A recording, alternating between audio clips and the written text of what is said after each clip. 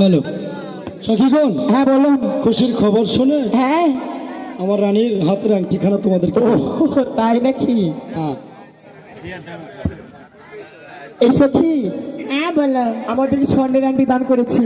দেখি স্বর্ণ না কি এটা? হ্যাঁ একেবারে সোনা। আমার হাত হ্যাঁ, এই যে রাজা বাদশা সওদাগর বাড়ির ছেলে পেলে হলে কত টাকা পয়সা দান করে, হ্যাঁ আর আপনি সামান্য আংটি দান করছে। হ্যাঁ তাই বলছি শোনো।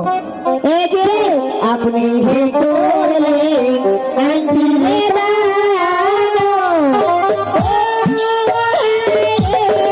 আমরা তো এই যে কাল সকালে দেখা